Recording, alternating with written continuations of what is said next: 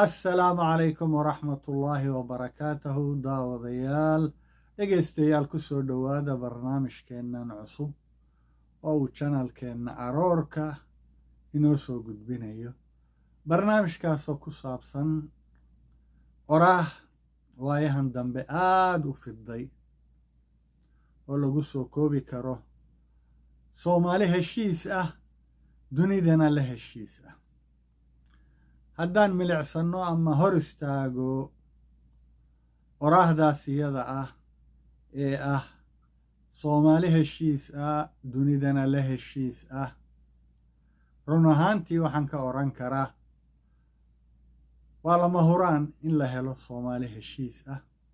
dunidana la heshiis ah, balse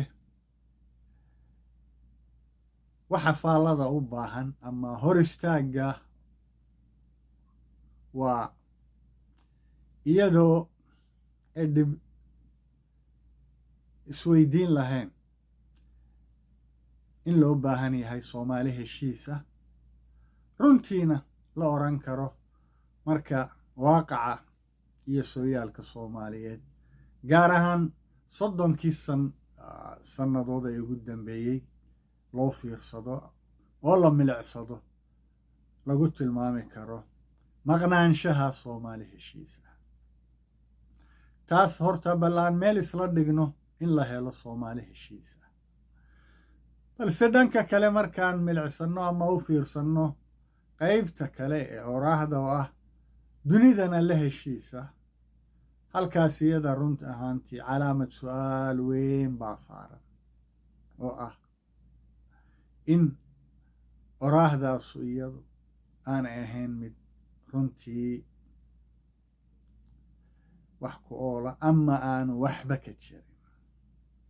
iyadoo ay ugu wacan tahay in bulshada soomaaliyeed la ogsoon yahay inay tahay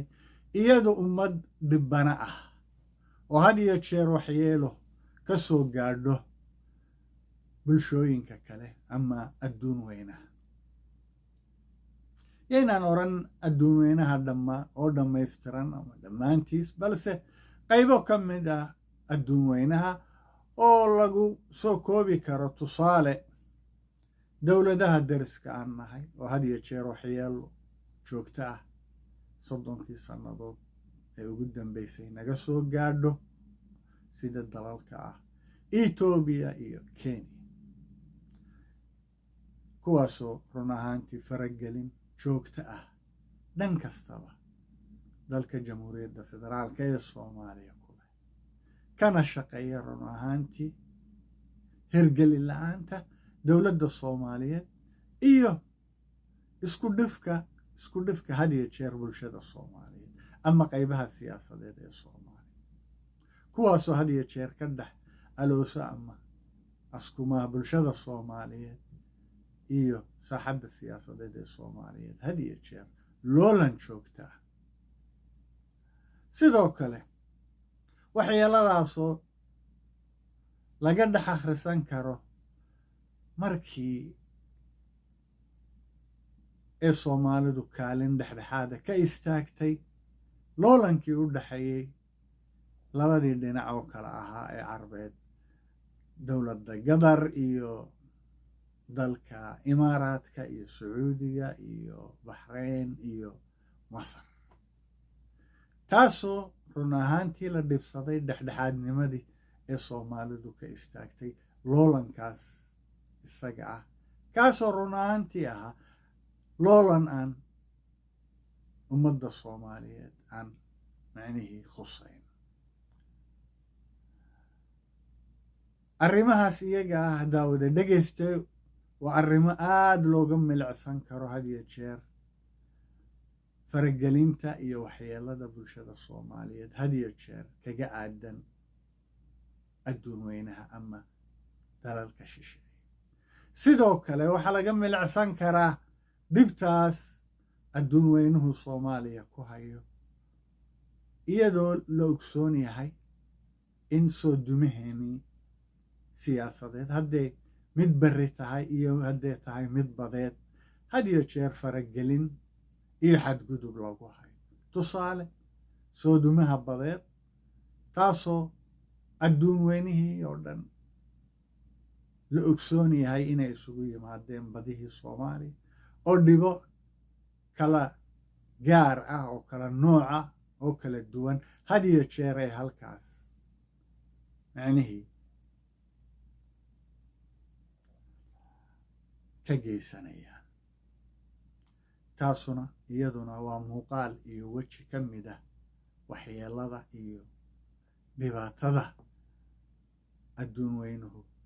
soomaaliya ku hayo. saas awgeed waxaa la odhan karaa in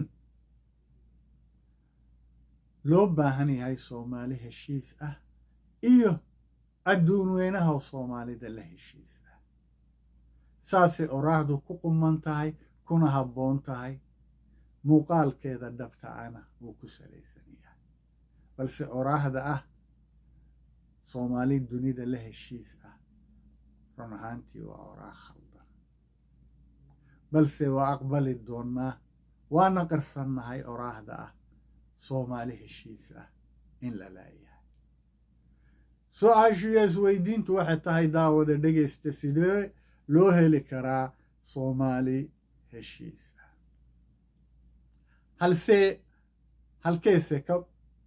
bilaabmataa soomaalida heshiiska?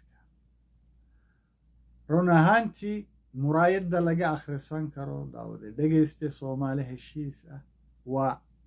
iyadoo la helo wada shaqayntii madaxweynaha jamhuuriyadda federaalka ee soomaaliya kuu ahaadoba ha ahaade madaxweynahaas markaas iyo ra-iisul wasaaraha jamhuuriyadda federaalka ee soomaaliya kuu ahaadaba ha ahaado markaas. labadaas qof madax ee ugu sarreeya hoggaanka siyaasadeed ee soomaaliyeed had iyo jeer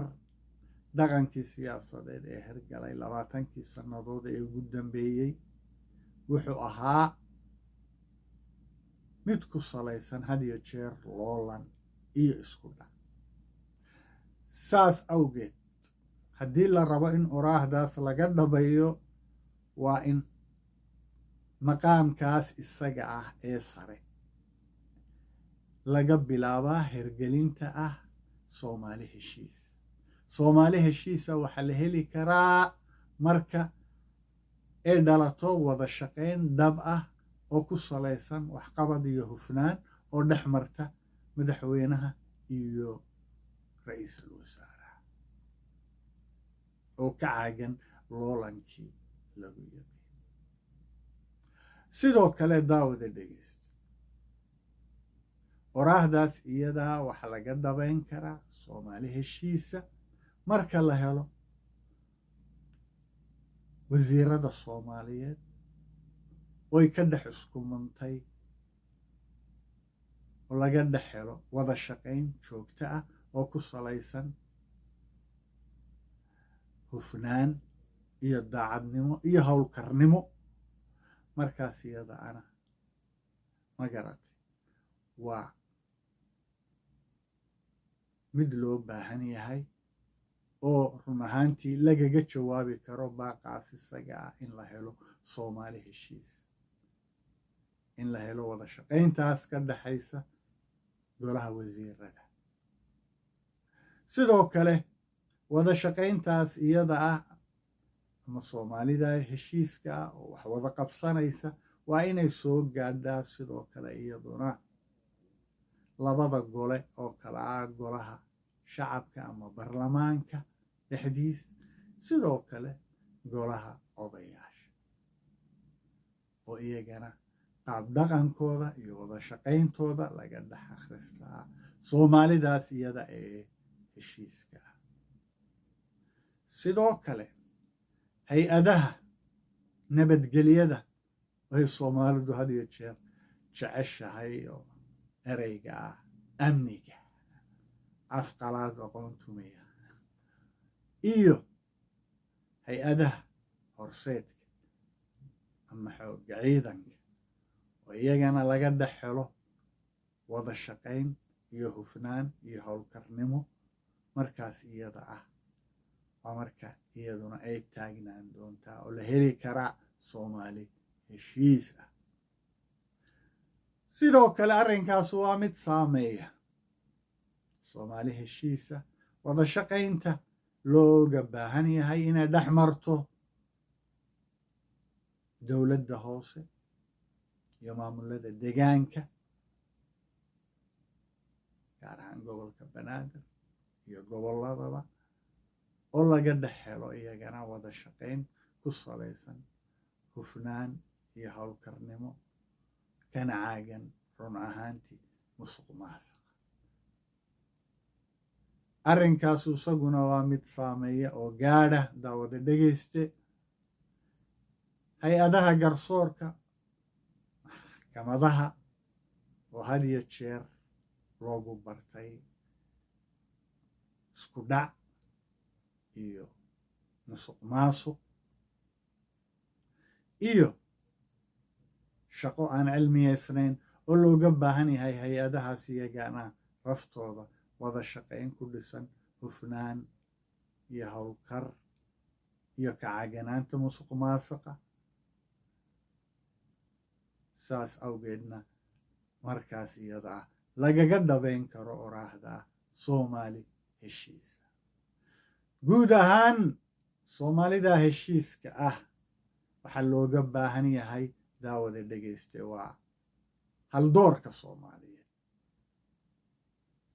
haldoorka soomaaliyeed weeyaan kan ee u taallaa inay ka dhabeeyaan oraahdaas iyada ah soomaali heshiis ah.